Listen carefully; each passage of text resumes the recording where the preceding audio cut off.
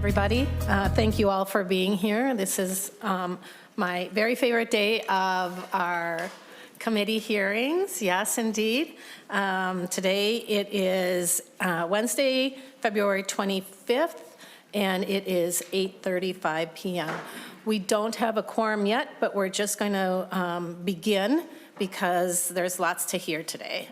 Today is, did you need me? Oh. Today is Library Day on the Hill, and we're excited to hear presentations from library systems across the state. We have a really rowdy crowd here today, so I'm going to just read a few housekeeping items for you. Everyone here today must be seated when you are in the room.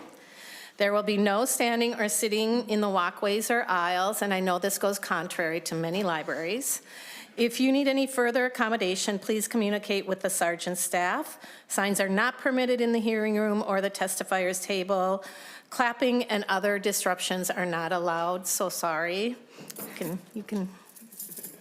If these protocols are not followed, you will be removed from the room. Members, please use the on-off switch and the controls on your microphone, and be sure to switch it off when you are finished speaking, and limit side conversations to avoid additional interruptions. Testifiers, when you come up to the table there is a switch, or it will be on, but if you would bring the microphone close to your voice, that would be wonderful. And then if you need anything, you can just stand up and wait on the sides, and one of our assistants will come over. And I just want to say thank you to our sergeant staff, who's always here to assist. And so we're going to begin. We'll wait for some other folks to come before we talk about our favorite books, because I want to hear what you're all reading. But I think we will begin with a really special guest. We have the president of the American Library Association, Sam Hemlick, and she is joining us via Zoom, and she has a message for us. Oh, good morning, beloved. By show of hands, how many of you are here this early today?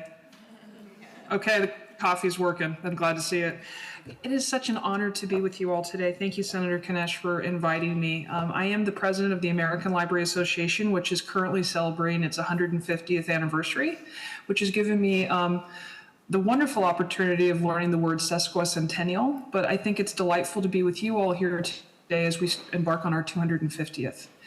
It's amazing to me to think that the largest professional network for library and information scientists is about 100 years into the United States story. But as you and I all know, our founders, Washington, Jefferson, Madison, knew to become a more perfect union, we would need to have access to information, which is access to opportunity. In order for us to even attempt to become more perfect, like we do in rooms like this today, unfettered, privileged access to all of our people in the United States would be necessary. So I wanted to personally thank you. I live in Iowa, and I come up and I watch the Minnesota Vikings at least twice a year because they're my team with my dad. But you also have beautiful and wonderful libraries, and you give us in Iowa, as well as across the United States, an example of what it means to continue to make libraries the American story. Thank you so much for your Right to Read bill. Thank you for the investments that you've been making in your library communities, your school communities. Thank you for the work today that you do to ensure that the voices of library workers who are really here for the communities they serve can connect with you to inform and to encourage and to support you, because that's what we're here to do as information scientists. The 2 points that I just want to make that I think are really helpful when we have these types of conversations is, our school libraries are successful because we have wonderful library workers and media specialists. The American Association for School Libraries has over a half a century of data that correlates having a strong school district with a robust library system and library worker with student success. We can actually say with 50 years of data that that correlation is a causation. And then in terms of our public libraries and our academic libraries, we know that libraries build business. For every dollar that the United States puts into a public or academic library system, we're seeing about a 5 to 9 return on investment. And as much as I'm joyed to be here today, I would be zooming in from Hawaii if my personal retirement returns got that 5 to 9 on investments. So I just want to remind us that libraries are good business. And I really just appreciate the opportunity to meet with you all, to thank you so much for leading the way forward.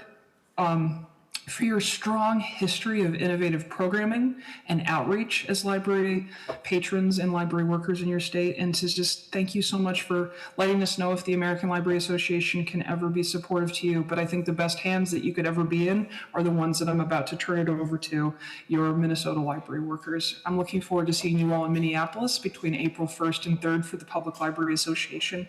And if any of you are in the town, I'd love to take you out for a cup of coffee and just really chat about how you've made library programs and services in your state so well loved and so well used. I think you've got some magic sauce in there, and I think I could learn a lot from you all. Thank you again, Senator Kunesh, for your work as both a representative of this wonderful state, serving the people in this capacity, but also as your history as a library worker. Thank you very much, President Helmick, for zooming in with us this morning and giving us that bit of inspiration. And I think there's a lot of people that are excited to have the conference here in Minnesota. And so hopefully we will see you there. We're going to move on then. We do have a quorum, so we're all good to go. And we're going to move on to presenters that are going to discuss our school libraries. As many of you know, I spent 20 years as a school library media specialist, and I really miss it. When we go out to visit the schools, they inevitably take us to the library because they know that. And so I get to see all the different school libraries, talk with the staff, talk with students about what makes our libraries so special, and remember that, that a lot of times those libraries are the hub of the schools.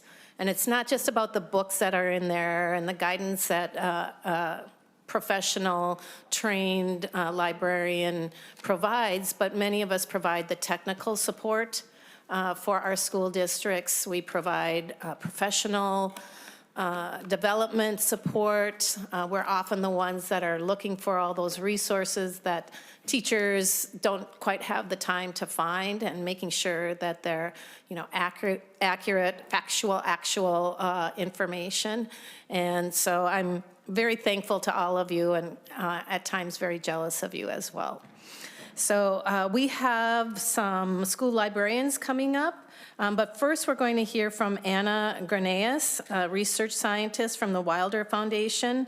We have Ann Case, outreach and instruction librarian at Minitex, and Ashley Dress from the SLES library. She's a SLES librarian. So if you'd like to come to the table, when you get there, you can take a seat, and when you're ready, just tell us your name and you can begin.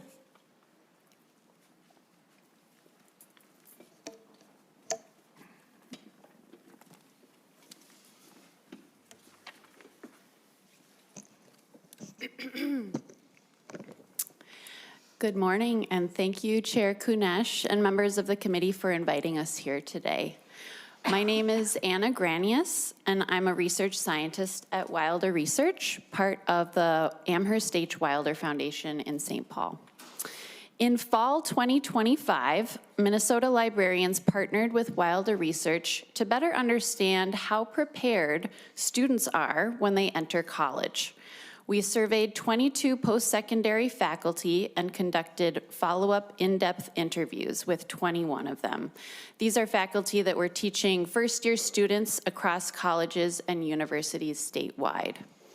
We asked them about students' readiness in 4 domains aligned with Minnesota's information and technology educators' standards: information literacy and research, digital citizenship, technology and innovation, and literacy engagement. The findings were clear. 45% of faculty reported significant gaps in students' information literacy and research skills, particularly in evaluating sources for credibility and accuracy, and in synthesizing and sharing findings ethically. These are not peripheral skills.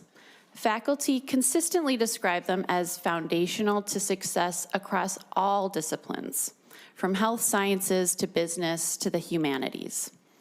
One faculty member told us, "It's never been easier to find information and never harder for students to know what to trust.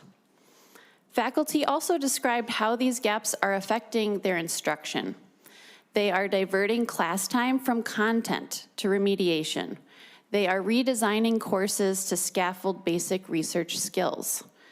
They are changing assessments in response to AI use. And many are absorbing instructional responsibilities well outside their disciplinary training. In short, these are not isolated skill deficits. They are system-level preparation gaps. And when we look at Minnesota's K-12 landscape, we see a related instructional infrastructure issue. According to the Minnesota Department of Education's 2024-25 School Library Status Report, 250,375 Minnesota students across 521 schools have no access to a licensed school library media specialist in any way. Only 19% of school libraries meet the full statutory definition under Minnesota law. And Minnesota ranks 46th nationally in full-time equivalent school library staffing per school. This matters because licensed school library media specialists are specifically trained to teach information literacy and research skills, digital citizenship, and responsible technology use. They co-teach standards-aligned lessons and provide professional development to classroom teachers. More than 50 years of research shows that when schools have full-time, certified school librarians, student achievement in reading and math improves. As artificial intelligence reshapes how information is created and consumed, and as misinformation spreads rapidly, the ability to evaluate sources, synthesize evidence, and use technology responsibly is no longer optional. It is foundational to workforce readiness and civic participation. Faculty across Minnesota are telling us that students are arriving at college without consistent preparation in these skills. Our findings suggest that this is not simply a student issue. It is a structural issue. Students need consistent, standards-aligned information literacy instruction delivered by trained professionals throughout their K-12 experience. And I'll turn it over to Ann Case to discuss specific policy recommendations. Thank you. Thank you so much, Ms. Case. If you'd like to introduce yourself, and you may begin. Thanks. Chair Kunesh and members, my name is Ann Castee, and I'm a librarian from Minitex and a member of the Minnesota Library Association. Our message today is that Minnesota students need more support and instruction to be able to successfully navigate the complex media and information environment in which they live, and share some approaches that could help address these needs. Research and feedback from educators indicate that many students arrive without consistent preparation in evaluating sources, synthesizing evidence, and using technology responsibly. To strengthen media and information literacy statewide, here are some strategies that could make a significant difference. First, consider the role of licensed school library media specialists. Right now, over 250,000 Minnesota students attend schools with no licensed school library media specialists at all, and in many cases, it may be at a fraction of an FTE. This limits the ability to teach, collaborate, or lead instruction the way the role is intended. Ensuring adequate staffing of licensed school library media specialists would help provide equitable access to media and information literacy instruction across the state. Second, explore ways to integrate media and information literacy instruction across grade levels and content areas. While Minnesota's revised English language arts standards include elements of media literacy, they don't fully address the environment students actually face, especially with AI and the speed of misinformation. A consistent framework and a clear implementation plan could help ensure these skills are not left to chance. Minnesota already has a strong research-informed set of standards developed by the Information and Technology Educators of Minnesota, or ITEM, designed to be implemented by licensed school library media specialists in collaboration with classroom teachers. Promoting a statewide framework such as the ITEM standards and recognizing school library media specialists as instructional leaders would create coherence and accountability without asking classroom teachers to carry this alone. Third, consider supporting a statewide awareness and implementation initiative. Even though Minnesota Statute 124D.991 states that a school library must be staffed by a licensed school library media specialist, there is limited understanding at the district and community level of what a licensed school library media specialist does and why full implementation matters. A coordinated effort could clarify expectations, provide guidance and examples, and elevate the instructional leadership role of school library media specialists so that current law translates into meaningful practice. These steps could help ensure every Minnesota student develops the media literacy skills needed for college, career, and civic life. Thank you for the opportunity to share this information. Thank you, Ms. Casti. And next, Ashley Dress. Good morning. Thank you, Chair Kunesh and members of the committee for the opportunity to share today. My name is Ashley Dress, and I am the Sales Librarian for School Media Centers for the Southeast Library System. Thank you, Senator McQuaid, for inviting the multi-county, multi-type library systems to have representation on the READ Act Coalition meetings that you lead. It was a valuable opportunity for those of us who primarily work to support school librarians to interact with others in the education ecosystem, and we were honored to have the opportunity to share with those members how licensed library media specialists fit into the ecosystem and the benefits of including school librarians in READ Act modification specifically. Because of the passage of the READ Act, the state has invested in its students by employing science-backed strategies to teach reading. School librarians serve as the bridge between learning to read and reading to learn, and they support this work in several ways.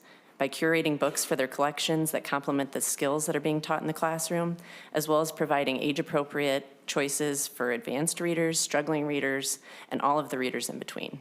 They collaborate with teachers on ways to enrich the reading experience for students, and they build and support a culture of literacy in the schools where they work. School librarians are licensed teachers first, and including them in the READ Act training that their classroom peers receive allows them to share common practices and vocabulary with others in their district, deepening and strengthening the opportunities for collaboration and increasing students' engagement with reading. School librarians are experts at connecting students with the reading materials they love and the topics they're curious about, which they may not encounter through classroom instruction alone. When school librarians understand the current research around the science of reading, they're better able to support early literacy efforts and aid struggling readers. We know that some districts have recognized the importance of including licensed media specialists in READ Act training, but we also know that there are many districts where school librarians have been left out. Clarifying their inclusion in the statute could help encourage recognition across the state of the vital role media specialists play in continuing to improve students' literacy skills. Thank you for your time this morning. Thank you so much, Ms. Dress, for that. Next, I'd like to call up Noah Brutinel and Jesse Noeck, and then Bethany Kaufman, if you'd like to come up. And in the meantime, online we have Lacey Reuter, if you would like to join us on screen. Good morning. Good morning. If you'd state your name for the record and you can begin. Good morning, Chair Kunesh and members of the committee. My name is Lacey Rotier, and I am the School Library Media Specialist Program Coordinator at St. Catherine University. I'm here with you this morning to provide an overview of the instructional impact of school librarians in the state. There is a common misconception that school librarians' only role is to manage library collections. However, that is just part of our scope of practice. Under Pellsby rule, we are licensed educators who are authorized to provide students in kindergarten through grade 12 information and technology literacy skills instruction. The first strand in our state item standards is information literacy and research. We teach students to navigate a complex information landscape, from learning how to ask meaningful questions to guide their inquiry to evaluating sources like AI-generated information. Results from the 2024-2025 School Library Status Report show that 90% of full-time library media specialists report teaching these skills. However, when they are employed anything less than full-time in a school, that number plummets to just 59%. We also teach digital citizenship. We teach students about the ethical use of intellectual property and to understand the impact of technology on themselves and society. And 79% of full-time library media specialists say they teach digital citizenship, but only 50% if they're part-time in a school. The third area we teach is technology and innovation. We provide foundational technology literacy, helping students understand how the technology they use every day works, and teaching them to be creators and critical thinkers, not just consumers. 79% of full-time library media specialists report teaching technology fundamentals, but only 44% if they're part-time. And 64% teach how to use technology to communicate and collaborate, but again, only 33% if they're less than full-time. You may even be surprised to hear that 44% of full-time library media specialists teach computer science fundamentals or coding, although that is only 24% if they're part-time in a school. Finally, we teach students how to engage with their reading. We don't just provide access to books. We help students build an identity as a reader, a key component in reading motivation and engagement. We teach them how to discover materials that meet their needs and interests and how to connect with other readers. 95% of full-time library media specialists teach students how to engage with their literacy in reading, but only 79% if they're part-time. Our goal as educators is to ensure that every Minnesota student graduates with the knowledge and skills they need to be successful. And library media specialists are educators whose license specifically prepares them to teach students information literacy, digital citizenship, technology, and literacy engagement. If we want Minnesota students to have these essential skills, we do know who can teach them. Thank you for your time and your support of student learning in school libraries. Thank you so much, Lacey. Next, we will hear from Noah. If you would like to just state your name for the record, and you can begin. Good morning, Chairwoman Kunesh and members of the Senate Education Finance Committee. I'm a resident of District 56. Good morning, Senator May Quaid. My name is Noah Brutinel, and I am a current junior at Egan High School. It is a pleasure to speak with you all today about how the library programs in my school district have left a positive impact on my education. As a fifth grader at Woodland Elementary, you get to become a patrol or helper for any teacher that you want. When given choices such as bus, gym, science, and math patrols, I, of course, chose to bring my talents to the library. I've always loved to read, and even more than that, the library at my elementary school, complete with its reading nooks and computer lab, had become something of a safe space for me. That, and I had heard that the librarian gave her patrols candy on Fridays. As a library patrol, I expected to just shelve books, but instead, my eyes were open to the vast ways in which librarians play a role in the education of kids at all grade levels. Along with sorting and shelving books, I helped to organize book clubs to support students at all reading levels, learned how to integrate books into teachers' established lesson plans, and most importantly, tried to instill a love for reading similar to the one that I had, and still have today. And this didn't stop at elementary school. In middle school, librarians were the people who taught me that I can use my love of talking in a way that could benefit others, and gave me the confidence to speak in front of audiences. Because of the librarians at Dakota Hills Middle School, I tried out for the speech team, and have gained the confidence to use my voice. If it wasn't for them, I most likely would not be here speaking in front of all of you today. And now, in high school, our librarians are the foremost authority when it comes to anything research-based, always there to help locate a database or article. When tasked with a research essay this past trimester, our librarian came into our English class and gave us a full-fledged lesson on how to best use our digital resources. Because of them, my classmates and I were able to easily navigate the several databases that we have at our disposal.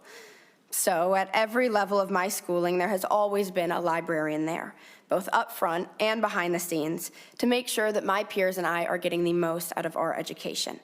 Thank you, committee, for taking time each year to hear library issues from across the state and support the work of libraries. The monetary aid to school libraries and increase of funding to eLibrary Minnesota has made all the difference in my educational experience. Thank you so much for joining us today, taking time out of your school time, but to share that really heartfelt, obviously, really heartfelt support of your library media specialist. Thank you so much. Yeah. All right, next we have Jesse Nowak. Hi, Hi, good morning. Thank you, Chairwoman Kunesh and Senators. I'm Jessie Nowak. I live in Welch, and my children attend Hastings Public Schools.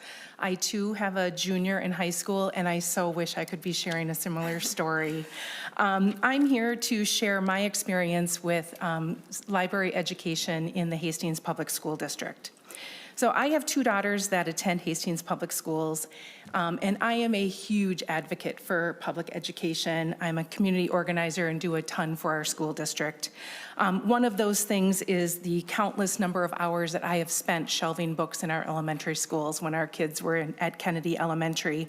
The reason for my need to be there is because the district budget is constantly stretched, and the impact on library resources over the years has been evident in our school district.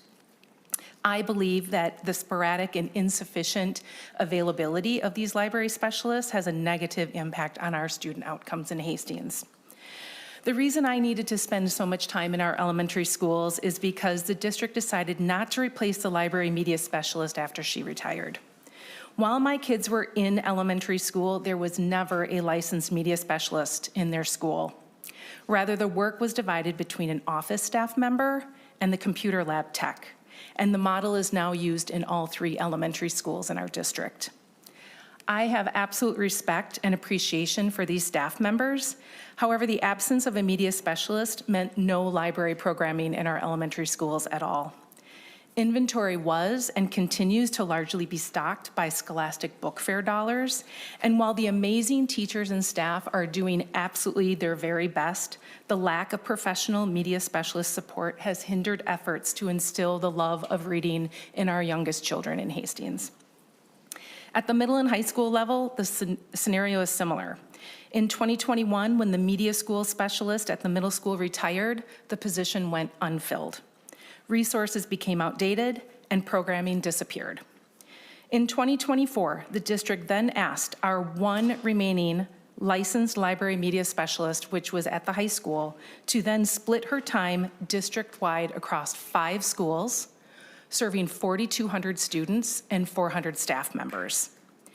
This eliminated the services to the students and staff that she helped develop over 5 years of work, such as teaching research skills and database usage, leading book clubs, and promoting digital literacy within the building. Now, due to time restraints, the role is largely limited to managing book collections. As you've heard, in the current state of our society, with AI, rampant spread of misinformation, and the ever-present importance of having exposure to a variety of literature, the need for certified library specialists is more important than ever before. We need to instill the love of learning in our kids at an early age. We need to get them off their screens, encourage them to open a book and explore the wonders of reading.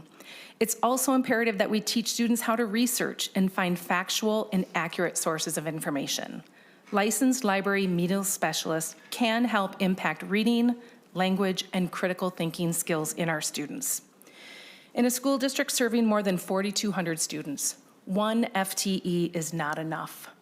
Thank you for considering the value of this important role in our public schools and for ensuring adequate statewide funding for these positions to the best of your ability. Thank you. Thank you also for sharing the invaluable asset that a school library media specialist brings to our schools. You know, at one time, by law, every school was supposed to have a licensed library media specialist.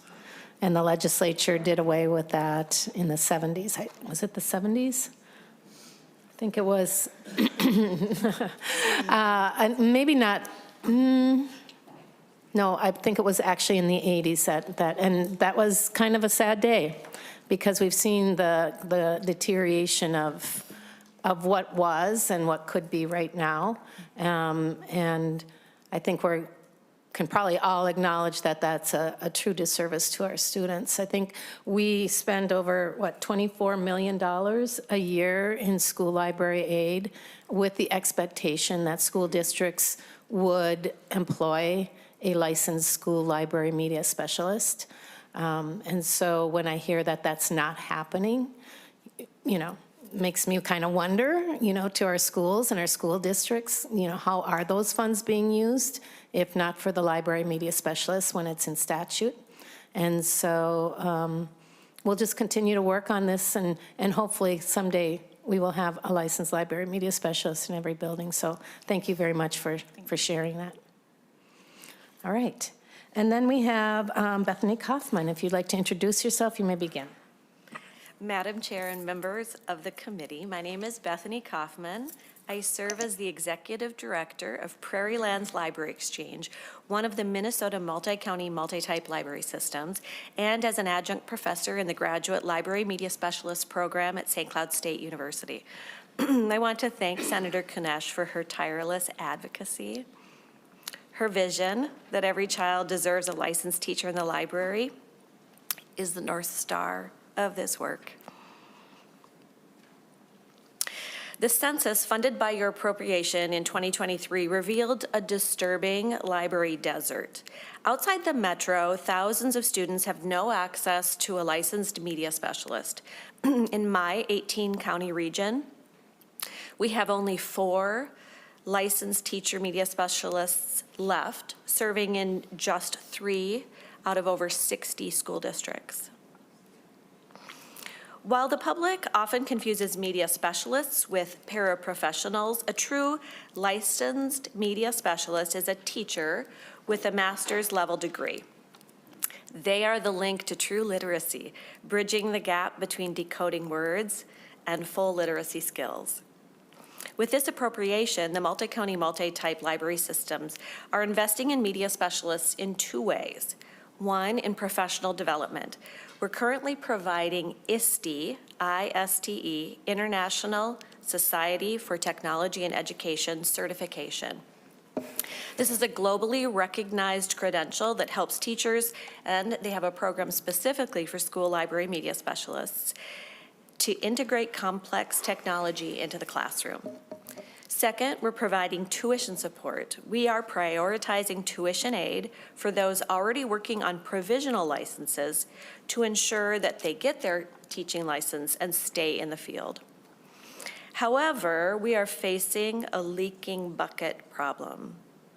While we have exceptional teachers in our graduate programs, they're graduating into a market where positions are being cut or eliminated. Even as we speak, districts are considering further reductions this spring. We cannot do as asked to increase the number of licensed media specialists if the positions themselves do not exist. To honor the intent of the state's investment, our next step must be an assertive education campaign.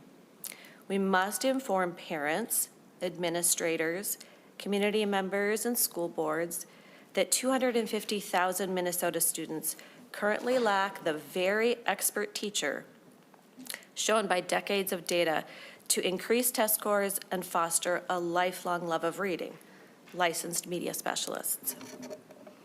A school library without a certified school librarian is little more than a room with books. Licensed teacher media specialists cultivate collections to help draw out even the most reluctant readers and lead dynamic lessons to help guide students toward lifelong critical thinking skills.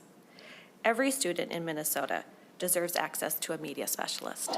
Thank you. Thank you so much for sharing that with us, and I couldn't agree with you more, the need for those licensed library media specialists. And we know that, just as we've heard there, library media specialists help with those research skills. As we're implementing the READ Act and literacy, those library media specialists are, a really integral part of that. When we think about the ability for critical thinking for our students, I remember that being a very big part of the work that we did, as well as, curating those lessons and working with our schools and our teachers and the district on important topics that are happening. And then, of course, technology integration and those sort of things. And we know that Minnesota is at the bottom of our technology skill things. Again, I want to say thank you to all of you for joining us. And members, do you have any questions for any of our speakers so far? No? Okay, thank you. Then we're going to move on. Thank you for being here today. All right, we have our next two speakers are going to share with us about library services during current recent events. We have the item co-president, Mandy Bellum, and Scott Demustra, director of the Hennepin County Libraries. You'll have to help me with that one.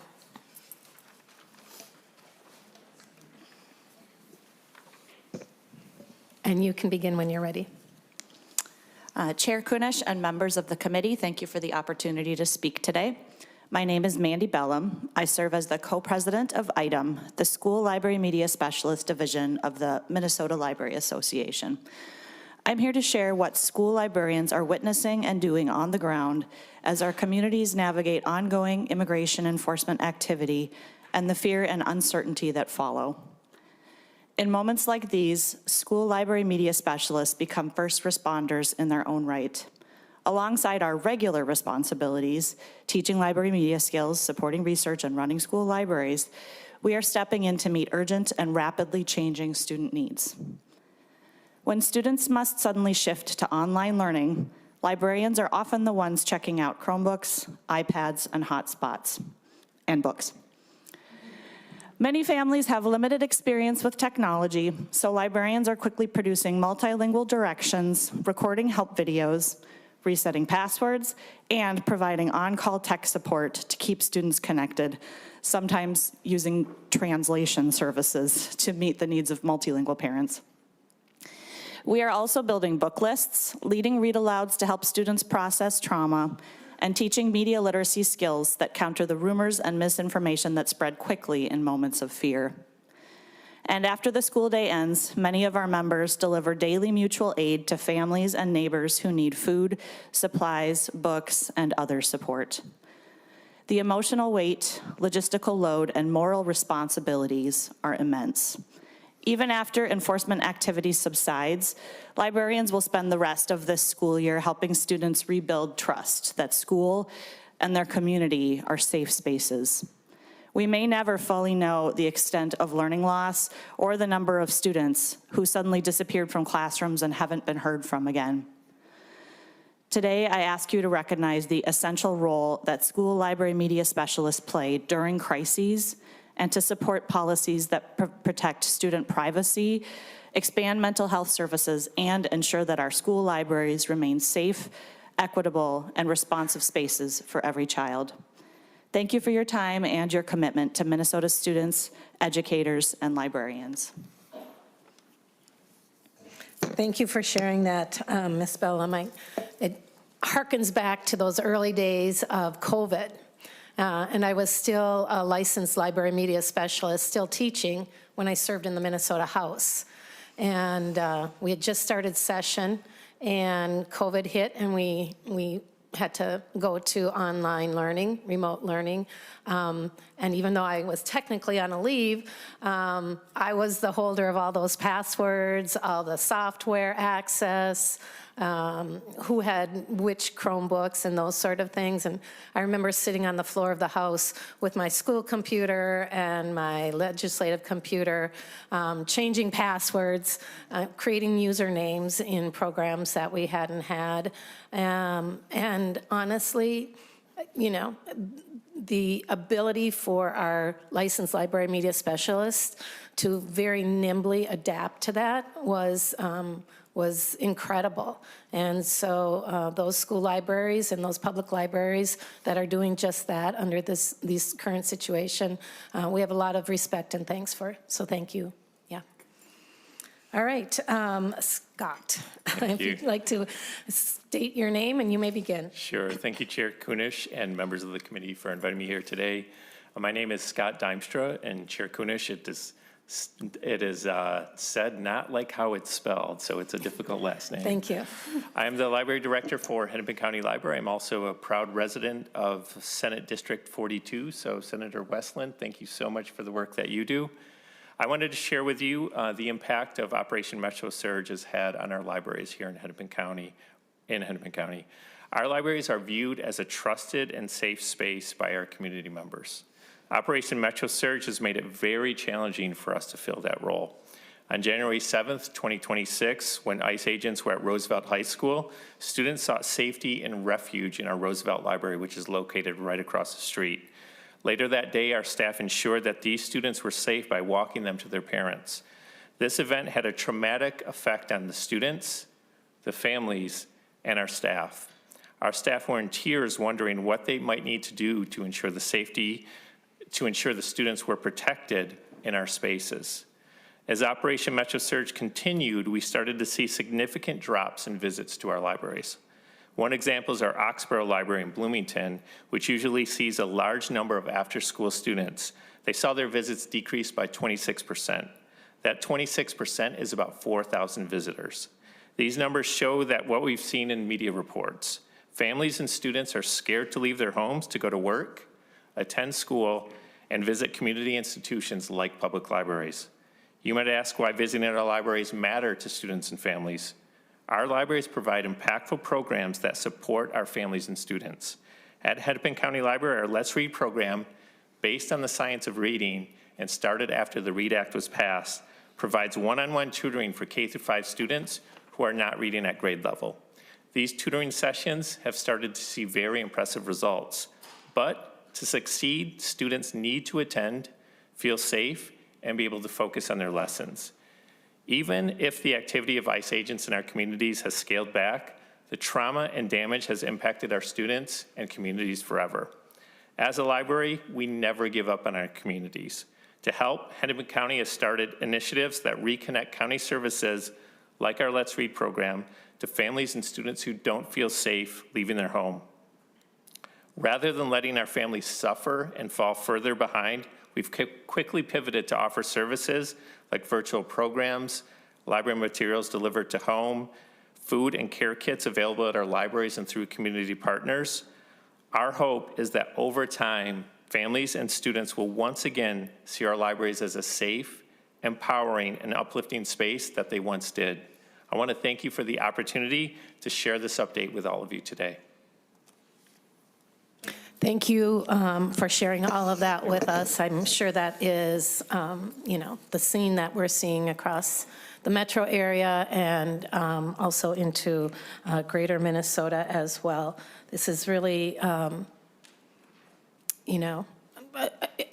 another example of how our community came together during this really traumatic time. And I want to thank you and your staff because, the safety for everyone is what's most important. And when you put yourself on the front line like that, you're putting yourself in a vulnerable spot. And so I just want to say really very much thank you, and thank you to your library workers who helped our students at a really difficult time. Thank you.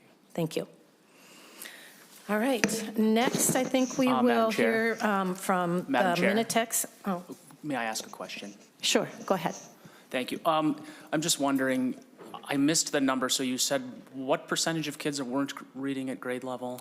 I didn't share a percentage. Madam Chair, members of the board, I did not share a percentage of what students were not reading at grade level. I shared a percentage of the number of visits that dropped at our Oxborough Library. Okay, thank you. I must have misheard something. I thought there was a percentage when he was talking about the READ Act. Thank you, Madam Chair. You're welcome. Yep. Any other questions or comments? All right, thank you very much. All right, now we get to hear from Minitex and eLibrary Minnesota.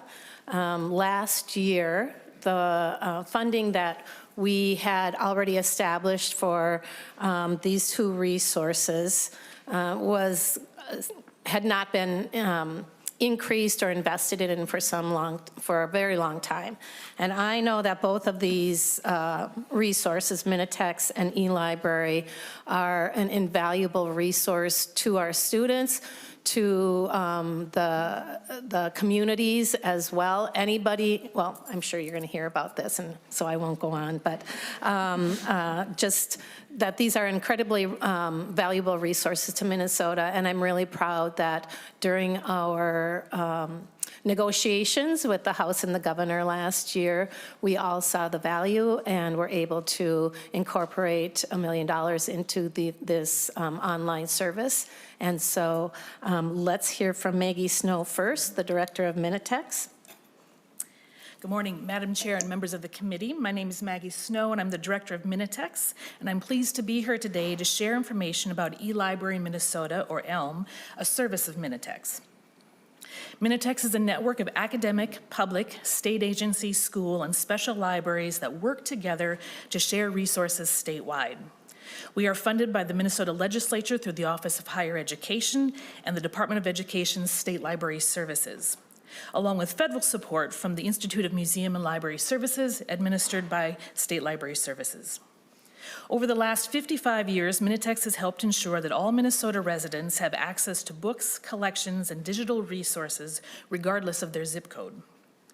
One of our primary responsibilities is managing eLibrary Minnesota, or ELM, which is a collection of over 55 online research and information resources available through school, public, and academic libraries and the Minitex website. These include encyclopedias, journals, newspapers, and workforce tools that support lifelong learning. Last year, curious Minnesotans searched ELM 50 million times. That's nearly 10 searches for every resident in the state. Last session, this body approved a one-time $1 million allocation to support ELM, the first legislative increase since 2007. Thank you for that. That funding was essential to maintain access to core resources in the face of rising vendor costs and local budget pressures. eLibrary Minnesota is a smart investment for our state. By pooling resources, we negotiate better prices with vendors. These core materials that libraries would otherwise have to buy individually at a much higher cost. We use the existing infrastructure so local libraries don't have to start from scratch. Instead of hundreds of separate contracts and reviews, Minitex negotiates once at scale, saving time and money and speeding up access for residents. Because these resources are available statewide, students have consistent access as they transition from middle school to high school and eventually to college and careers. Access to information is just a starting point. Minitex outreach and instruction librarians train teachers and students how to navigate these tools effectively and to recognize trustworthy information. These resources are selected by Minnesota library communities. A task force of 30 representatives from all library types and regions ensures that ELM meets actual needs of our students and our learners. ELM covers a core database need across Minnesota, freeing local libraries to target their budgets towards specialized collections and formats that fit their audience and their needs, whether that's advanced research or curriculum tools. Finally, ELM is built on universal access. Every resource is vetted for accessibility and unlimited use. We ensure direct, seamless access without complex logins. All resources meet ADA requirements and include features like translation, read aloud, and adjustable text size. Vendors provide accessibility conformance reports to confirm compliance for users with visual and other impairments. So thank you for your continued investment in this essential infrastructure for Minnesota students, job seekers, and families. Thank you for that report, and I hope that those dollars that we've invested are going to go a long way, and hopefully we don't have such a long span before we reinvest into these libraries. Next, we have Aditi Jha, thank you, who is a student from Edina High School. Hi, Madam Chair and members of the committee. My name is Aditi Jha. I'm a junior at Edina High School. I am also testifying in support of the eLibrary Minnesota databases. Like Noah referenced earlier, the number of areas in which students utilize these databases is unimaginable. While I was using Academic Search Premier and Galen Context to access information for an English presentation on cancer treatments in different countries, my friends were using online databases to prepare for National History Day. Oftentimes, when cutting cards for debate or trying to learn more about a historical topic of interest, I look for scholarly sources through the eLibrary, and I also use it in frequently assigned research in core classes like English, social studies, and science, as there is such a breadth of information available.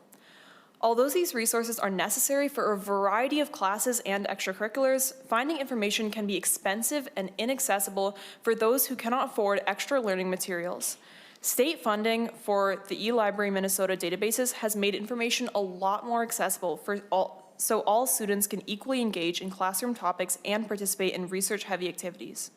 In addition, quality sources are more important now than ever because of how easy it is to spread misinformation online.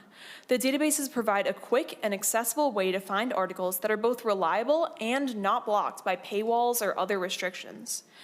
And knowing how to find accurate information when researching is an essential skill for higher learning and for life. Because Edina High School has a licensed school media specialist sharing these resources with us, my fellow classmates and I have been able to conduct research in a variety of our classes a lot more efficiently and with greater depth. So thank you for your support of eLibrary MN, and I urge you to continue to fund ELM to the best of your ability so all students are able to access reliable information, gain improved research skills, and engage in their classwork and extracurriculars to a greater extent. Thank you for your time and consideration. Thank you, Aditi, and I'm glad that we have those resources out there. And it's not just for students, it's open to the entire state. It's not just a school-based resource. There's a plethora of information in there around job seeking, resume building,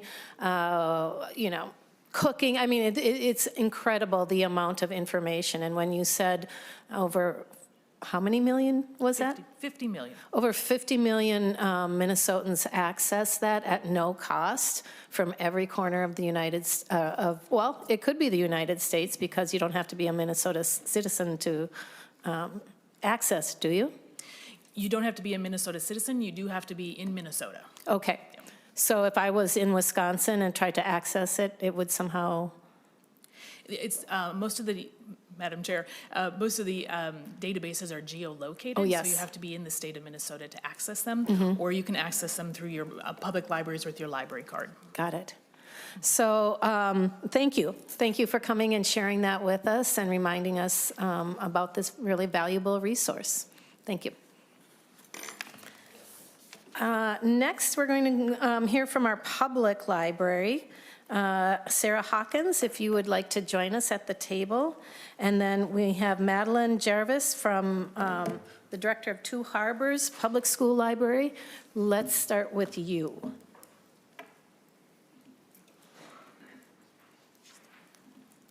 Good morning, Madam Chair and members of the committee. My name is Madeline Jarvis, and I am the director of the Two Harbors Public Library. We are proud stewards of an original Carnegie building, which was built in 1909 and includes an expansion constructed in 1984. The expansion roof was flat and prone to leaks. Bad roofs are expensive, with near constant winter coordination with public works and electric departments. This included raking snow from the roof after even a moderate amount of snow as a preventative measure. Unfortunately, the roof leaked in 2018 and 2019 to the point of us having to temporarily close our public computer stations for several days, tarping off our rural community's access while interior tiles and exterior roof tiles were patched. This cycle was luckily broken in 2021 when our library was awarded a state library construction grant. Our grant award helped us leverage the required one-to-one match from the City of Two Harbors, and our budget would not have been able to support a new roof without that match from a library construction grant. The $56,000 repair was completed in June 2022 using a local company, keeping dollars in our community. Two Harbors had over 150 inches of snow that winter after a roof repair, and without that needed repair, the roof would have continued to leak, and that would have damaged the library building and the collection. Additionally, a safe and secure building allows library staff to focus on improving operations and what we excel at, frontline customer service for our patrons. And on a selfish note, I've only had to rake our roof once since the repairs, and it was this last week after our blizzard. This roof repair allows us to be stewards of our building for years to come. We appreciate the state of Minnesota investing in rural communities like Two Harbors through library construction grants. The grant program is now named for the late Representative Mary C. Murphy. It is a fitting tribute to a lifelong champion for historic preservation, libraries, and the true power of communities coming together. As her former constituent, Thank you for honoring her legacy for years to come. And thank you for your support of libraries and for the service you provide to all Minnesotans. Thank you for joining us from so far away, and glad that you don't have to extend all that roof raking up there right now. Sarah Hawkins, you are next. Yeah, give me just a second to share my screen here.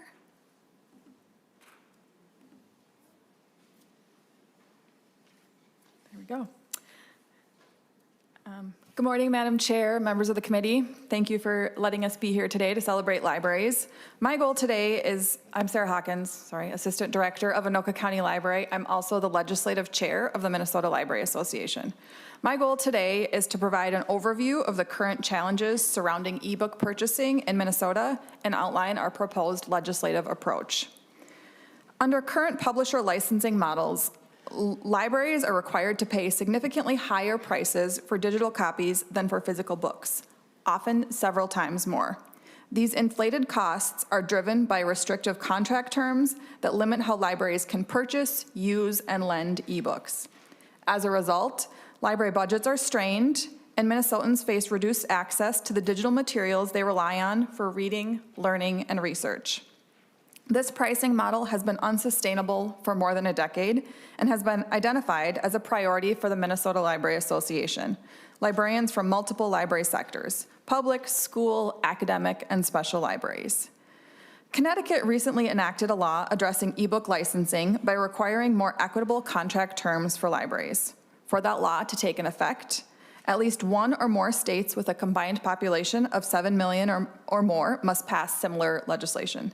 Thanks to Senator Kunesh, Minnesota has also introduced legislation in Senate File 3685 aimed at adjusting ebook licensing contract language to ensure fair, sustainable access to digital collections for all Minnesotans. So a little bit of the context. Libraries usually lease ebooks and digital audiobooks from a vendor. We cannot lease directly or purchase directly from publishers. Our ebooks are licensed, they're not bought. This means we get fewer rights and more restrictions. Libraries often pay 4 to 5 times what a consumer pays for that same digital book. We'll discuss pricing more in a moment. Digital licenses basically mean we are renting the content. We do not own the titles. The licenses typically have an expiration date. Commonly, it's 2 years or 26 checkouts.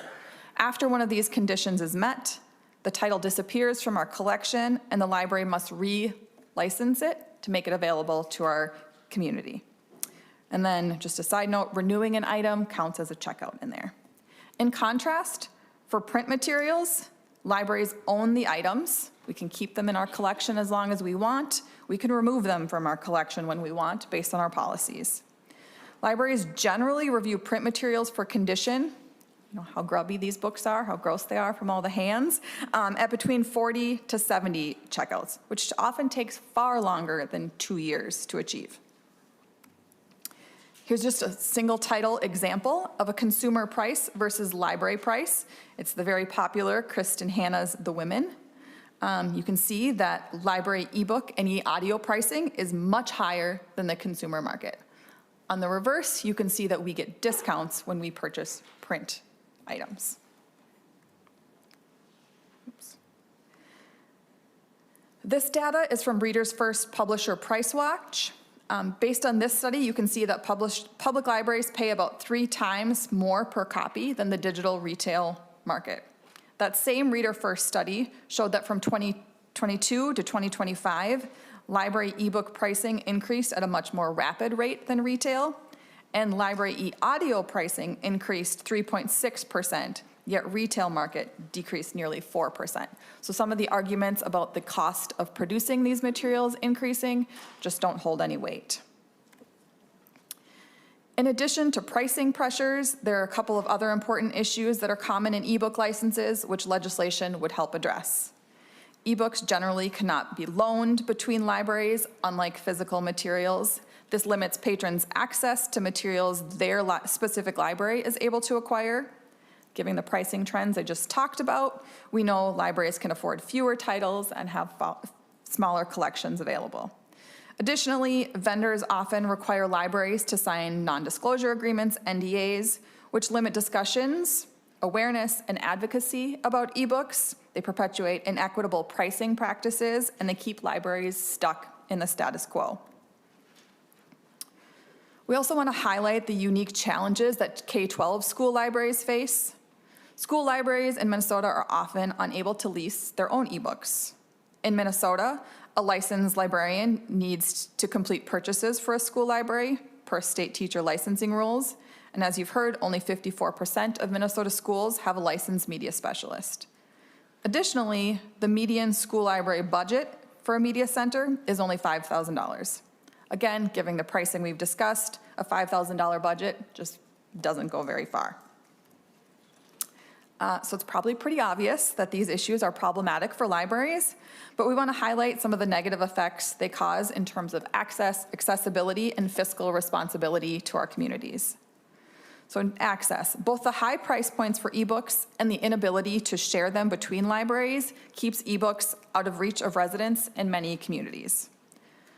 School libraries are impacted by the high cost of the collections because they often cannot afford to build their own collections. They're often relying on the public library collection for their access.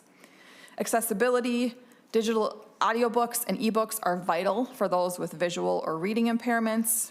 When libraries cannot access these ebooks, they can't fulfill their mission to serve all of their patrons. With fair terms and pricing, more school libraries would be able to purchase the ebooks that are beneficial to all students, including those that are on an IEP or a 504 plan, which are used to give accommodations to students. And then there's the issue of fiscal responsibility, which is ultimately our responsibility to taxpayers. The fact that libraries are forced to pay high prices and repeatedly lease the same titles means that they are costing taxpayers a significant amount of money over a title's life, and means that a robust ebook collection is out of reach for many libraries. With limited dollars, libraries are constrained from better serving their patrons' needs, including meeting the demands for bestsellers and for building the depth and breadth of their collection. An example, in the Twin Cities, we are the highest circulating consortium worldwide of our digital collection.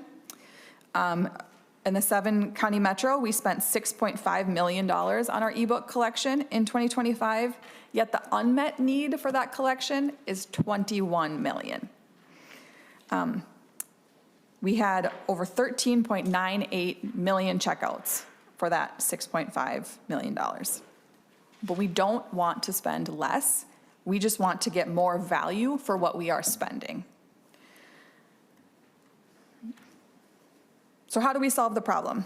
As I said already, Connecticut recently adopted a practical legislative approach.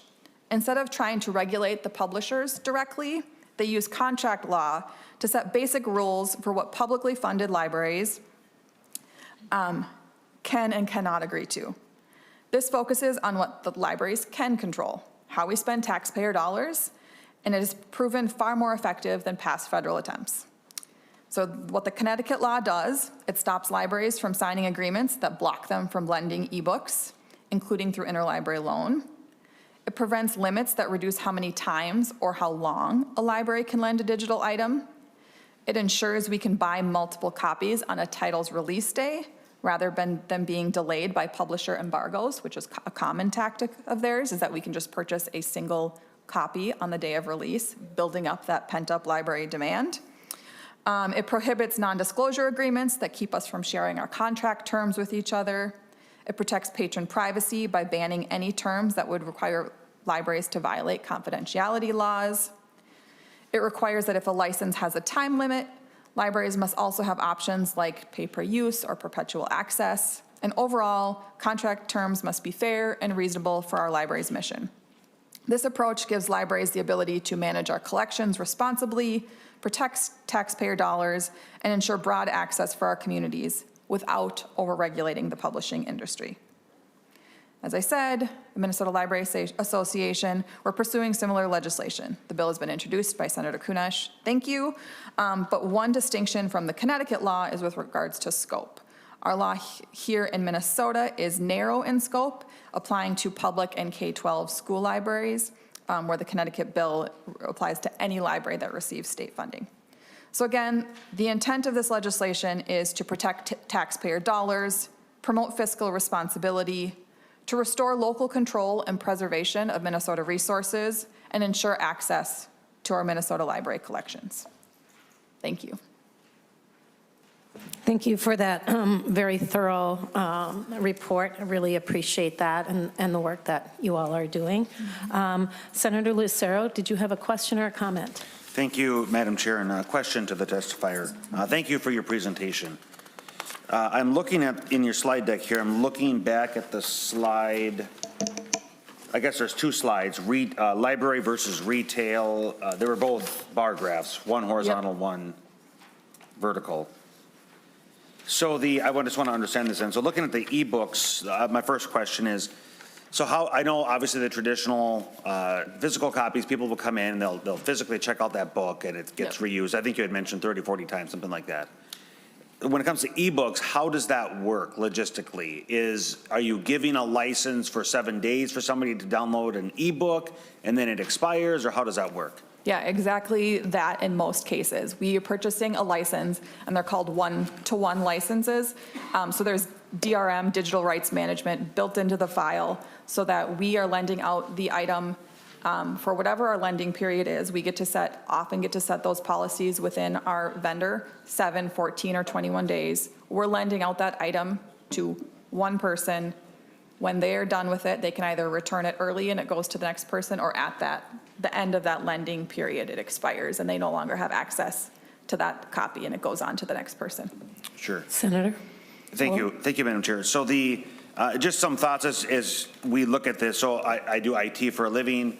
I'm very familiar with the licensing models of many different vendors. It could be for operating systems, it could be for software on systems, it could be for licensing resources in the cloud, et cetera. And it is a real phenomena that back when we used to be able to purchase Microsoft Office separately for Outlook or Microsoft Word or Excel, and it was a physical copy, a disk, one-time disk, and we were limited though from sharing that. We couldn't install it. Originally, I think it was one, maybe there was 3 systems you could install it on concurrently, and as it evolved, they had the ability then to track how many systems, because you had to check home to get the license, and it would limit that way. So as vendors across the board in the digital space have been evolving their licensing models, I don't think it's uncommon to expect that a license that comes down to whatever entity, it could be a library or to whatever, it's very different for an individual to get a license and hence one price for their own use versus giving it to some kind of a business or an entity for the express purpose of multiple reuse. So I'm just throwing it out there that there's a reasonable market force why it would be a higher price for some entity that's reusing it. But just throwing that up there, not necessarily defending them, but sometimes it does get absurd. But that's why it likely is different between a one person or individual use versus a commercial type of license. So thank you, Madam Chair. Thank you. Senator Kroon, you had a comment or question? Yeah, thank you, Madam Chair. I understand what Senator Lucero is saying, but it is frustrating that in all sorts of things, just from a personal standpoint, that we just seem to be shifting to this entirely leasing model, and there isn't ownership of anything anymore in the digital space. Maybe that's just my age. I don't know. I like to own things instead of rent them, but and I think I know the answer to this question, but I just wanted to clarify and get it on the records, make sure we're talking about the same thing. So why can't the libraries just negotiate better deals on their own? I'm assuming it's the publishers refuse to negotiate something different and you're kind of stuck with a take it or leave it kind of scenario, but I just wanted you to confirm that. Ms. Hawkins? Yeah, thank you, Senator. We don't negotiate directly with the publishers currently. We are purchasing or licensing the ebooks through vendors, so there's a mediary. The publishers license with our vendor negotiates with us. So there's that intermediary. So there's 2 levels of profit happening currently, and there's right now, the publishing market is dominated by 5 big publishers. The vast majority of what's getting published and released is 5 big publishers, and they, quite frankly, hold all of the power right now in that. Thank you. Follow up? Yeah, thank you, Madam Chair, and thank you for that. So this proposed legislation that I guess has been enacted in Connecticut, it is an interesting concept. So instead of trying to force something upon the publishers, you're forcing it upon the libraries, I suppose, in an effort to force the publishers to negotiate in a different way. That is a unique approach. I'm just wondering, though, do you think if this legislation were to pass, do you think the publishers would come around and negotiate a better deal, or would they just refuse to enter into contracts in Minnesota? Ms. Hawkins. Thank you. That is a risk, right? That is a risk that at this point we are willing to take because it is just not sustainable. We can't keep doing what we're doing right now. Eventually we will be in that place anyway if they continue to hold all of the power. To your point about this tactic, previously legislation was introduced that was actually overturned in federal court that was putting the restriction on the publishers themselves. That was overturned because it was a violation of copyright law. So that's where we turned to then putting the restrictions on ourselves. We are willing to take that risk. As I mentioned, we are the highest circulating digital consortium worldwide here in the Twin Cities Metro. So we do, as a metro library system, have a lot more power at the negotiating table than, you know, some small library in Kansas or wherever, pick somewhere. But we're also, we do have the 7 million trigger law in our legislation here as well. And there are at least 10 other states that are considering similar legislation right now. There's another state that's close, but other than that, we're the furthest along besides Connecticut, so. Final question. Yep, go ahead. Thank you, Madam Chair. And thank you for that. And you're right. I guess the more states that pass legislation like that, the more effective the legislation would become. And sounds like somebody went first and now somebody needs to go second, kind of scenario. Because I represent areas in Anoka County where you're at, I like to try to think locally here. And I don't know if it's possible to quantify how much this is, the financial impact for Anoka County taxpayers. Is this something you can quantify in terms of how this could go? I suppose it's impossible to know exactly, but how this could go versus how it is going and what the financial impact of that is to Anoka County. Ms. Hawkins. Yeah, thank you. So I would say 2 ways that we're quantifying it. First, we quantify a lot of what we do right now in terms of how long our community members are waiting for the materials that they're trying to get.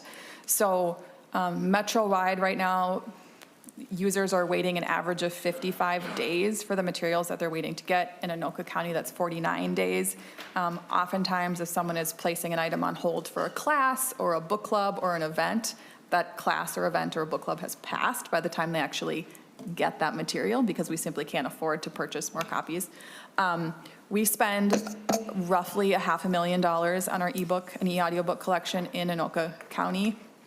Again, we don't want to reduce the amount that we're spending. We just want to get more for that amount.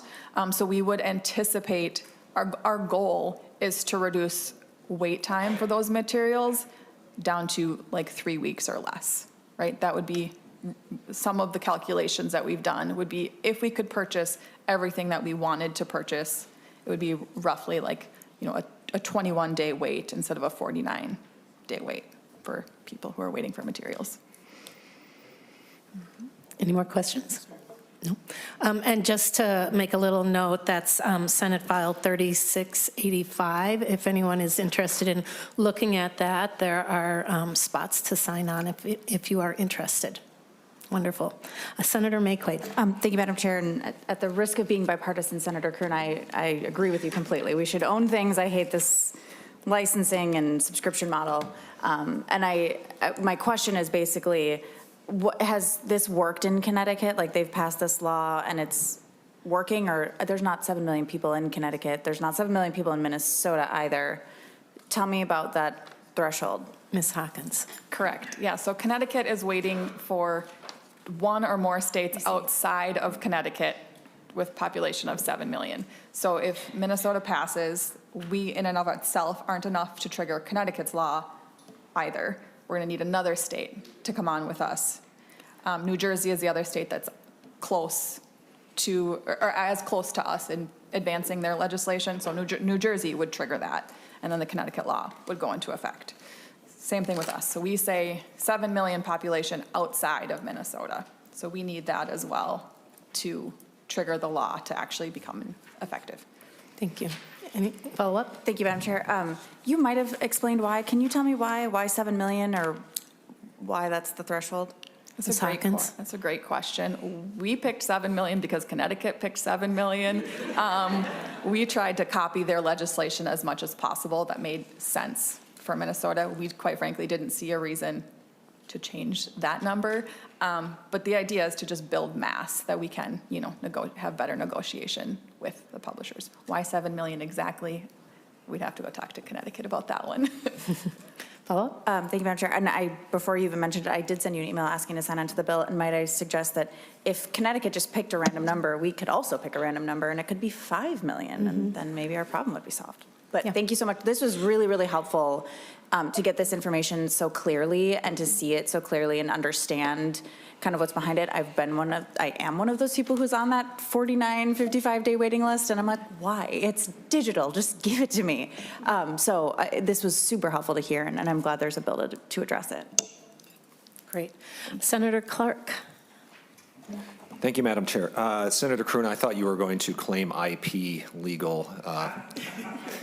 In judiciary, Senator Westland and Senator Kroon are often given expertise in one of those that I thought perhaps Senator Kroon might claim would be IP law.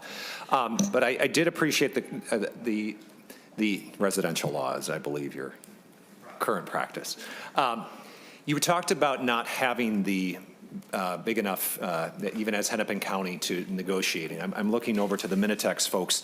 They've in the past testified about having statewide negotiations for subscriptions, and so perhaps a conversation with Minitex might be advisable to find a way to get a little bit bigger oomph. So less a question and more a bit of advice. Thank you, Madam Chair. Ms. Hawkins, response. Yeah, so the vendors historically have not been willing to negotiate with us on a larger than regional level. We've talked about statewide digital collections. Quite frankly, as a metro public library, the largest in the state, I fear that we would sort of cannibalize the rest of the state and that we would consume all of the ebooks and that greater Minnesota wouldn't have access in the same way. That's my personal opinion about if we were to have a statewide ebook collection like we do here in the Twin Cities. But also to that point, the vendors have historically not been willing to negotiate with us on larger than a regional level. Senator Clark, done? Okay, thank you. Any other questions, comments? All right. Well, thank you, Ms. Hawkins, as usual. That was really great information for all of us. Thank you. Thank you. Okay, then we have, we're going to discuss the library ecosystem, and we have invited Carla Leiden, Executive Director of the East Central Regional Library, and she is the Minnesota Library Associate Legislative Chair-elect. Welcome to the Minnesota Senate. If you would state your name for the record, and you may begin. Thank you. Thank you, Chair Kunesh. Good morning, and to all of the members of the committee. As Chair Kunesh said, I am Carla Leiden. I'm the Executive Director at East Central Regional Library, and I am the Legislative Chair-elect for the Minnesota Library Association. Thank you for the opportunity to speak with you today and for your continued work on behalf of Minnesota libraries.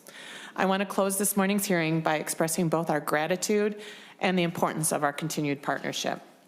We are thankful for the investments this committee has made in recent years. Those investments are working, but there are still real challenges ahead if we are to continue strengthening libraries and the lives of Minnesotans who rely on them. Libraries are careful stewards of the state dollars entrusted to us. We stretch those funds, leverage local support, and collaborate statewide to achieve efficiencies that no single community could accomplish alone. One clear example, as you've heard this morning, is the eLibrary Minnesota, delivered through Minitex. In rural regions like East Central Minnesota, these resources are essential. Our local budgets simply cannot support purchasing a full slate of research databases on our own. Through Minitex's statewide purchasing power, however, our residents gain access to those high-quality vetted information. That means a family can consult consumer reports before investing in a vehicle.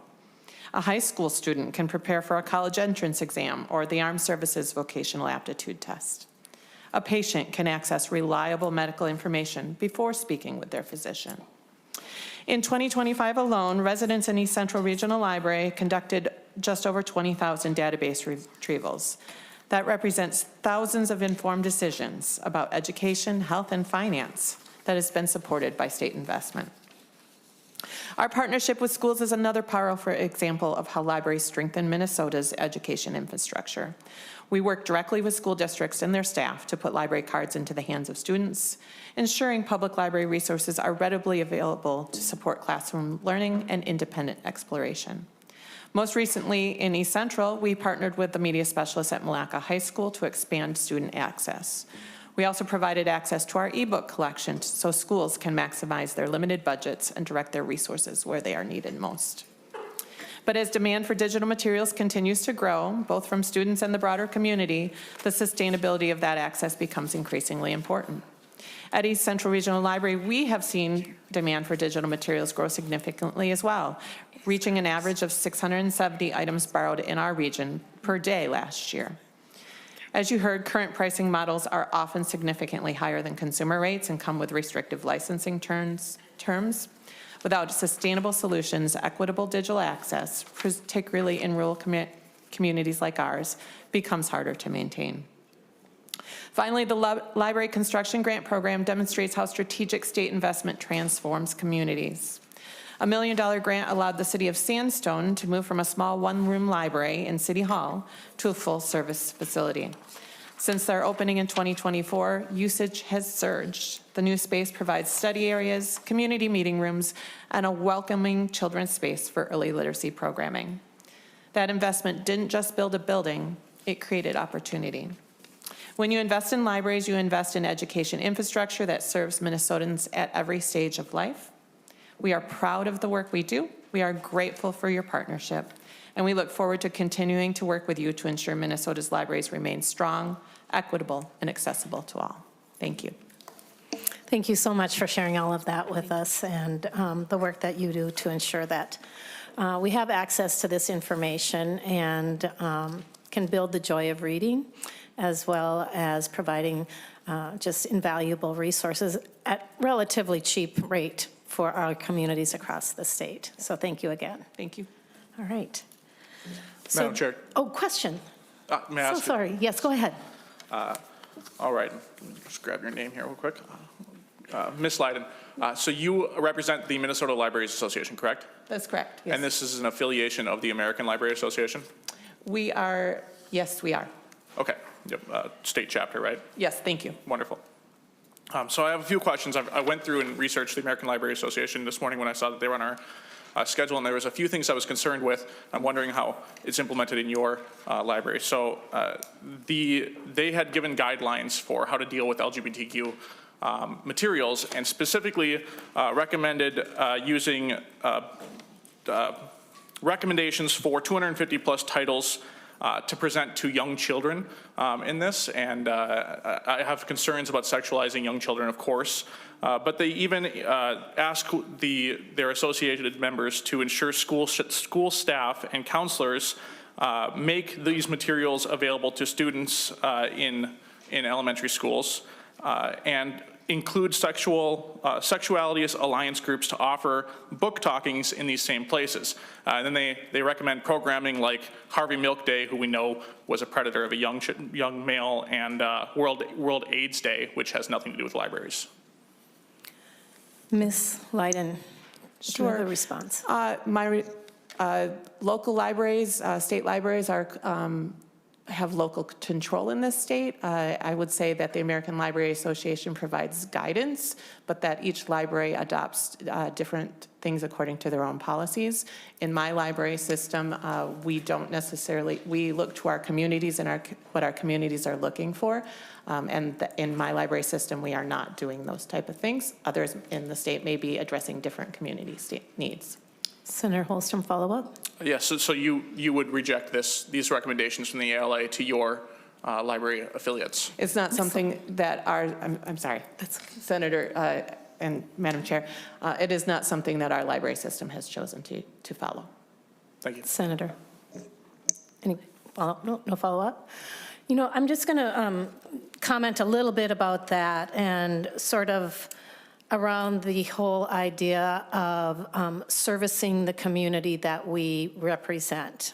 I know that when I was a library media specialist in a middle school, we had students that were requesting LGBTQ books, not fiction as well as nonfiction books, and that wasn't something that we had. And in fact, there was very little out there at that time that we could provide for them. You know, just like some kids want to read about dinosaurs and some kids want to read about fire trucks and all these other things. I think it is really important that we have that local control to kind of provide the kind of services and the materials that our communities are asking for. And in part, as a licensed library media specialist, this has always been part of our training and part of our discussion around ensuring that the materials that we are providing are age appropriate, that they are socially, emotionally, and psychologically appropriate for that child. And so we have the discretion to either provide those books, not provide those books, or limit them to, you know, the student that is at the understanding, the comprehensive level, and the social emotional level that matches them. And oftentimes, you know, we would bring the parent in for that conversation as well. And so there are all sorts of different things that the library system and those that are providing those resources can make sure that they are, you know, that they're getting into the right hands for the right reasons. So thank you. Follow up? Thank you, Chair. And I'd like to express my sincere appreciation to the librarians in the room. In my childhood was very unorganized and oftentimes dangerous, and I found the local libraries to be a very great opportunity to find some safety and some knowledge, and I really appreciate the help of the librarians who helped far beyond just suggesting books. But I do want to point out that throughout history, societies have paid for libraries and invested in them to really categorize and withhold our culture. And that's something that has been done in American libraries for a long time. That's why we invest, is that we keep history and knowledge in an essential area that's accessible to everybody and easily accessible to everybody. But to that age-appropriate question and to what we want to invest in for our culture, I guess I look at some of the books that we're seeing commonly implemented in our libraries. We see, I actually went this morning and found This Book is Gay from some of our local libraries. Many of the libraries that testified here today do have it in stock on their shelves, recommended in the teen section as young as 12 years old. And this book, among other things, it recommends to young children how to flirt in gay bars. It recommends to children how to enter into non-consensual sexual relationships. And I'll read here. Oral sex is popping another dude's peen in your mouth or indeed popping yours and his. There's only one way, hard and fast rule when it comes to blowjobs. Watch the teeth. And then it goes on to say that letting any guy come in your mouth is safe sex. Okay. No. Madam Chair. Thank you. Oh, this isn't appropriate for this committee? We don't need to read items that actually, it's not the things that you're reading that are inappropriate. You got your clippable moment. Maybe we can just move on. It just seems absurd that this is appropriate for a 12-year-old, but not for the senators in this committee, but I will take it. You don't read stuff. You want to make your point, go make your point at a microphone out there. But Thank you. Madam Thank you, Chair. both of you. Madam Chair. Senator Westland, let's take it down here. We next have Senator Swedzinski. You wanted to make a comment? Well, I was just going to say it's not, I Senator appreciate Lucero, you. I will call on you when it's your turn. Oh, I thought you just did. No, Swedzinski. Okay. I can see why you confuse yourself with me from time to time. I do sit to your right now, so. Yeah, but to my left in our other committee. Oh, right? Yes. Yeah, correct. Okay, anyways, I just want to take a brief minute, and I don't have a question really or a comment to anything in particular. I just want to thank all the librarians here today. I was late a few minutes, so I don't know how much acknowledgement Chair Kunesh gave to your day today here, but there's two things you said that really bummed me out, and one is that 54% of Minnesota schools have a licensed library media specialist. That we always pride ourselves in Minnesota being in the top 5 on every educational metric, and so for our libraries to not be in that top 5 is discouraging. And the other statistic that I believe you gave was we're 46th in the nation in FTEs. School librarians, and that's another unacceptable thing. What my dream come true, and Senator Holmstrom, sorry, I haven't said your name out loud before. I don't know what kind of memory that we need to talk about at some point, but I have a distinct memory of my mom dropping me off at the library when I was like 5 years old. Where she went, I have no idea. But to leave a 5-year-old alone in a library, in hindsight, is pretty unacceptable. But maybe she knew that's how I was going to grow as a person. But that student from Egan today, how can we instill that in all of our students, that joy, that what the Germans used to call, or still do, learn, frei, bite, freedom to learn, freedom to learn. How can we instill that in all of our children, that joy and that wonder of a library that I had as a little kid, that Senator Holmstrom had as a little kid? That's what we want to instill in our kids, so that when they find out we're 46th in the nation and 54% of Minnesota schools, they're almost ashamed of that. And you're going to hear me talk a lot this session about the 250th anniversary of the Declaration of Independence. And when Thomas Jefferson was issuing that brilliant masterpiece, the Declaration of Independence, and he was copying to some extent the philosopher John Locke, who once said that the purpose of government is to guarantee us life, liberty, and property. And he wrote that word property and he stared at it because it didn't sound right. That there's got to be more to our existence than merely the possession of things in the marketplace of things. And he crossed out property and he replaced it with the life, liberty, and the pursuit of happiness. The pursuit of happiness. That's what, as an educator, as a media specialist, that's what we're all trying to do, is to give those kids the pursuit of happiness. And after the signing of the Declaration of Independence, again, 250 years coming up, Dr. Franklin walks out of Independence Hall, and all these people are, how's this new government going to guarantee us happiness? And Franklin looks out at the masses and says, this new government's is going to guarantee you the pursuit of happiness, my friends. You have to catch it. And I know of no better place in this country than where we can catch catch happiness than in our libraries. I can never thank all of you enough that work tirelessly to educate our young people and old people, but to educate our young people when they walk through your doors with that sense of wonderment. And thank you for everything you do, and thank you, Senator Kunesh, for the role you played in our schools for 25 years, because as we all know, democracy dies in darkness. And without the light that you provide, we're going to die in darkness. So thank you, all you librarians out there. Thank you, Senator Swedzinski. Senator Lucero. Thank you, Madam Chair. Well, Senator Swedzinski, you could probably come out to some of my town halls and you would get a roaring round of applause with that. So. Please invite me.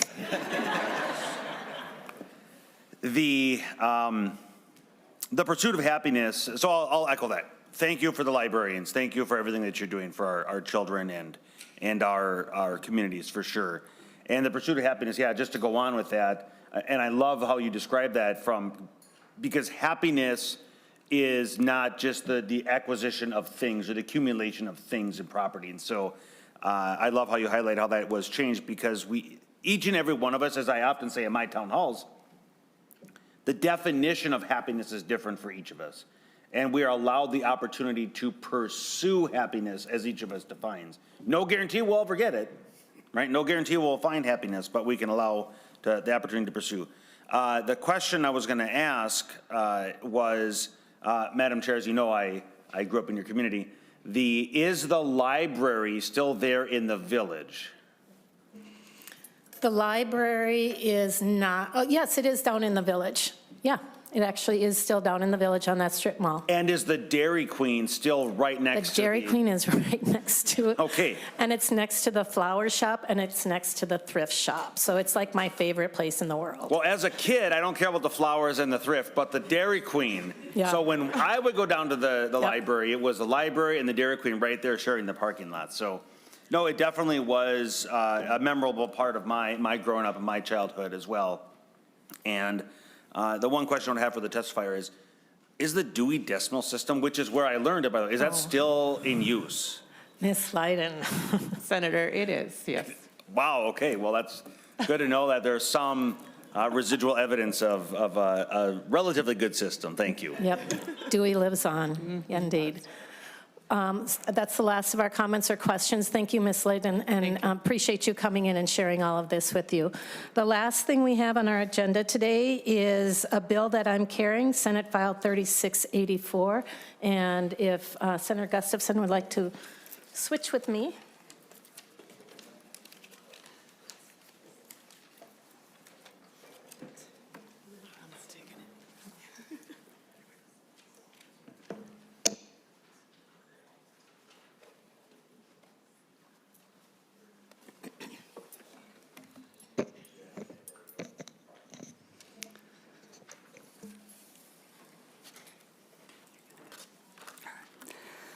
All right, Senator Kunesh, welcome to your committee. Today, the intention is to move Senate File 3684 to the Capital Investment Committee. So, Senator Kunesh, would you like to make a motion that SF 3684 be recommended to pass and re-referred to the Committee on Capital Investment? So moved. Thank you, Senator Kunesh. To your bill. Sure. So this is called the Mary C. Murphy Library Construction Grant. It was named after a very beloved House member, Mary Murphy. Really proud to have served with her my 4 years in the Minnesota House, as well as be her seatmate and enjoy, excuse me, afternoon coffee and cookies or cake at our seats. She would bring those in for us. This bill appropriates $10 million in bond proceeds to the Mary C. Murphy Library Construction Program, and that will be administered by MDE. It is a competitive matching capital investment grant that's going to help to fund renovation or new construction on public library buildings.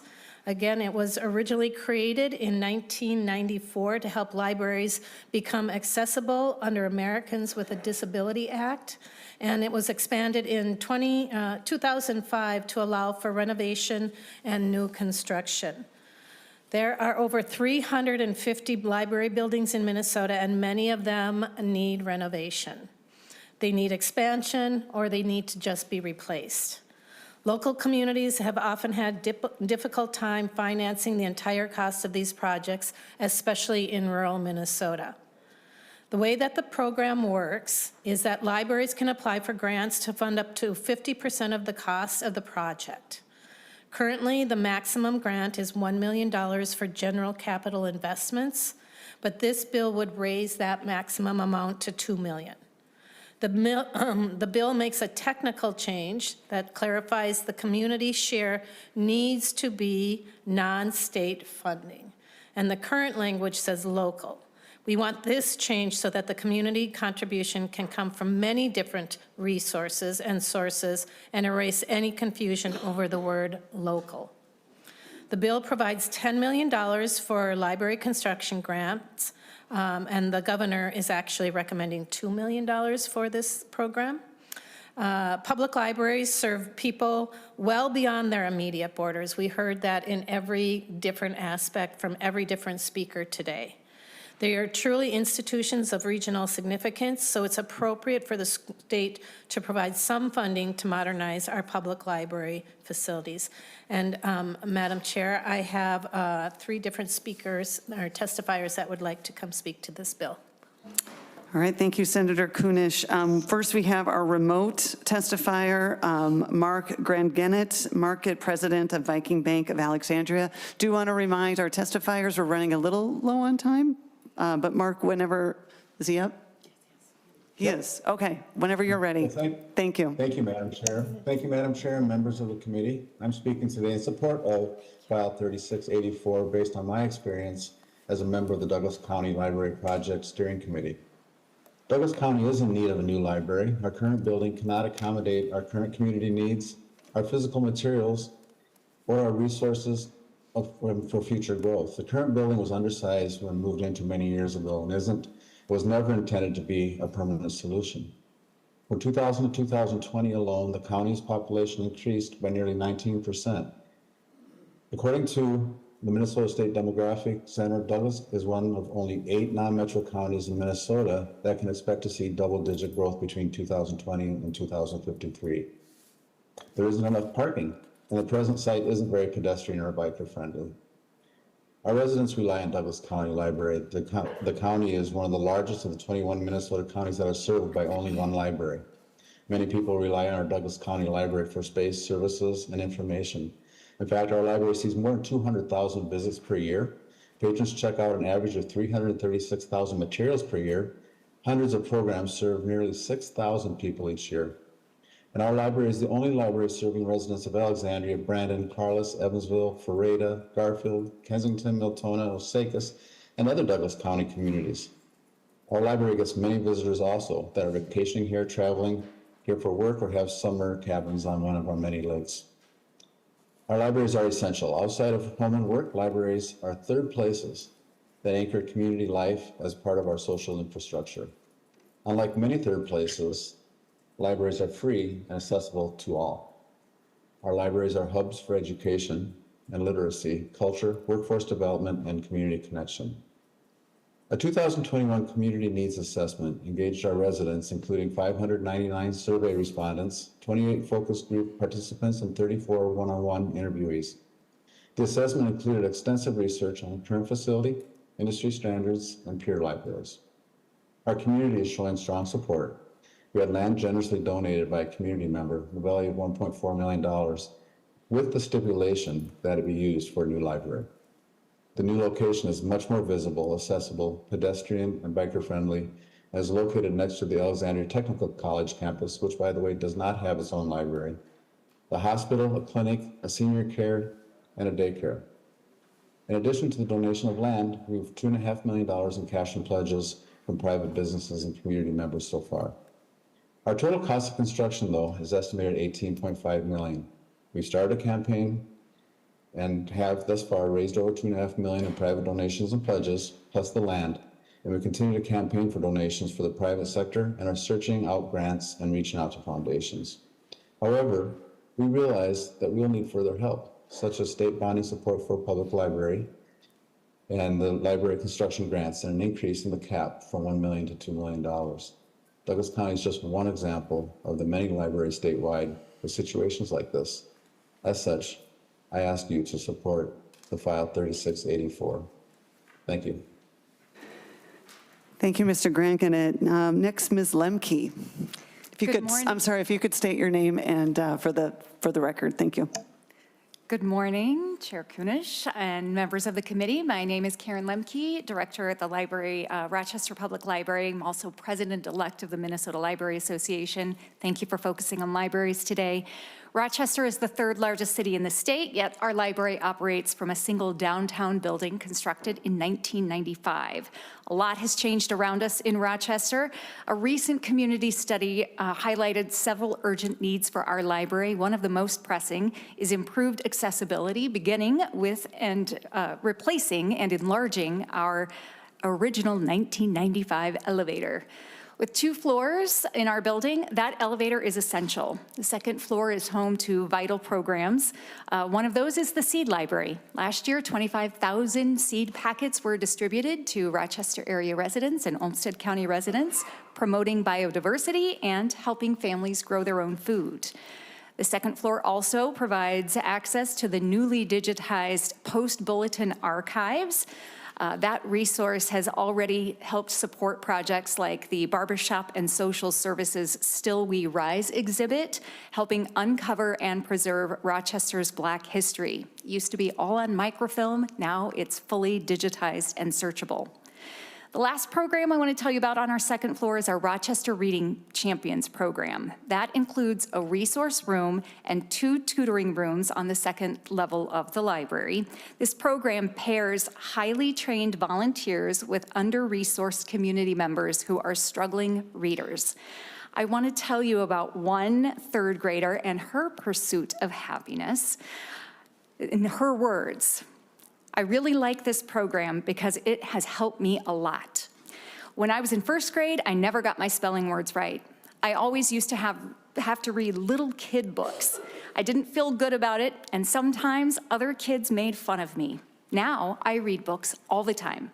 I'm happy, and my mom is happy because I'm doing so much better at school. I can write letters and stories. I can understand story problems and my homework." That same 3rd grader, she was recently retested. She is now reading at nearly a 6th grade reading level. Access to all of our services matter deeply, but without a reliable, accessible elevator, too many people are facing barriers. Elevator replacement is just one of many facility updates that our community has identified as top priorities. We anticipate applying for a Mary C. Murphy construction grant in the future, and we are asking for your support of Senate File 3684. Allowing matching funds to be non-state rather than strictly local will significantly improve our ability to meet the accessibility needs of our community. Thank you for your time and your consideration. Thank you, Ms. Lemke. Finally, Ms. Smith, if you could state your name for the record before you begin. Yes, thank you. Thank you, Chair, committee members, and to Senator Kunesh for authoring Senate File 3684. In closing, I would just like to share that the average age of a Minnesota Public Library building is 52 years old. And my name is Erin Smith. I'm the director of the Viking Library System headquartered in Fergus Falls. Douglas County is one of our 11 member libraries, and Rochester are just 2 of the 45 public libraries across the state that have identified a need for repairs, expansion, or new construction, totaling more than $219 million. This figure has grown significantly over the last 5 years. From 1994 through 2024, the Public Library Construction Grant Program has leveraged approximately $6.27 in local investment for every $1 in state funding, demonstrating a strong return on your state support. So thank you, and in closing, I would ask for your support for Senate File 3684, and thank you for your time this morning. Thank you, Ms. Smith. Members, any questions? I know we're starting with Senator Farnsworth. Senator Farnsworth. Thank you, Madam Chair. And this question is for Ms. Lemke. Did you say that the elevator was installed in 1995? Correct. We are utilizing the original elevator, which was in place in 1995 when our building was built. Senator Farnsworth. Thank you, Madam Chair. When I first heard you say that, I thought I graduated from high school in 1996. It wasn't that long ago. The elevator can't be that old. But then I realized there's some, I think, people on this committee that weren't even born in 1996. So I guess maybe it's reached its useful end. In people years, we're young, but that elevator is old. Thank you. Thank you for saying that. Members, any, Senator Clark?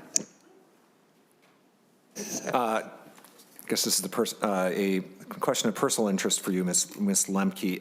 Thank you, Madam Chair. Ms. Lemke, I grew up in Dover and Eota, and fond memories of the Rochester Public Library bookmobile.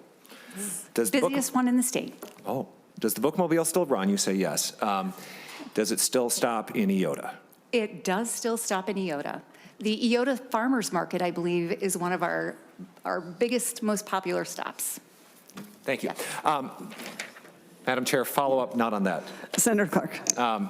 Senator Kunesh, I see that we're going from local to non-state funds. Were we inadvertently stymieing some projects by when we said local instead of non-state on line 1.10? Madam Chair? Senator Kunesh. Yep, it did. There was confusion around what does local mean, and oftentimes there are opportunities for grants and support outside of the local area. I mean, how local is local? And so this would just provide that ability to look, broadly for those kind of funding supports. Senator Clark. Okay. Senator Umar Verbatim. Thank you, Madam Chair. I will say I'm the same age as your elevator, so for me, it's a lifetime. But my question, I think, is for you, Senator Kunesh. This is administered by MDE, and I know you talked about the need to make these libraries more accessible. Do they prioritize when deciding who will receive these grants, the libraries with the greatest needs, or those that are maybe out of compliance? Senator Kunesh. I believe that there is a process that they go through, and I don't know the whole criteria, but I think they do base it on, the greatest need, accessibility, safety, is there asbestos in the building? What are the restrooms looking like? Those sort of things. So I know there is a criteria, but I don't know the specifics. Yep. Senator Kunesh, I believe we have some answers for you at the table. Phone a friend. Madam Chair, members, there is sort of a list of priority criteria in statute in section 134.45, subdivision 6. That language directs the commissioner to examine the applications and give priority on the following basis, and I'll just kind of summarize quickly. The degree of collaboration with other public or private agencies, the public library jurisdiction's tax burden, long-term feasibility of the project, the suitability of the project, and the need for the project. And further, that statutory language directs the commissioner to award grants according to the commissioner's judgment and discretion if applications exceed the amount available. Thank you, Mr. Arneson. Senator Kunesh, any other questions for that or answers for the question? Nope, I don't. All right, Senator Holstrom. Thank you, Chair. Senator Kunesh, considering not to be a stick in the mud with budgetary, but considering we have a multi-billion-dollar deficit, and as of last night, we heard the federal government estimates up to $19 billion in fraud. Isn't it, how do we justify to Minnesotans asking them to borrow $10 million for a project like this, on top of all of the other affordability crisis issues we have here in Minnesota? Senator Kunesh. Sure. Well, I think we heard time and time again, and we saw many examples today around how this is libraries are a valuable asset to any community, to any school. When we talk about affordability, let's remember that we provide the books, the libraries provide the books at no cost to our community members, which really levels the ability for knowledge, for information, for community. When we look at the economy today, I think we really have to look at the effect that the tariffs from the federal government have put upon us. I think it was mentioned that it's about $1,600 per family that those tariffs are costing our families just right now. We look at, we sit on ag, and you are hearing all the things that are coming down from the federal government that are affecting our farmers, which is only going to cause them more stress, but also cause the cost of food to go up as they continue to dismantle the Department of Education and possibly reroute and remove many of the grants that come to our schools and to our communities. We definitely have to reconcile all of that, but that doesn't mean that we can't make sure that our communities have access to free information and that we support those communities probably in most need, and oftentimes those are going to be in greater Minnesota. Senator Holmstrom? That's all. Thank you. Okay. Reminder, this is going to be going through bonding money, so not part of that. We also have a surplus currently. Senator Aaron McQueen? You took the words right out of my mouth, Madam Chair. Members, any other questions? Senator Kunesh, any final words? Nope, just that I hope that you will send us this bill on its way so that we can open this up to our communities. All right, thank you, Senator Kunesh. Oh.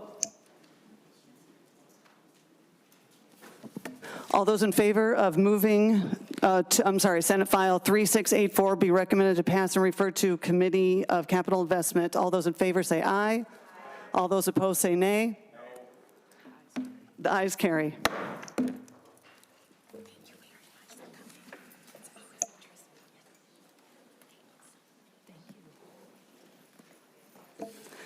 We're going to move this quickly because we're a little over time.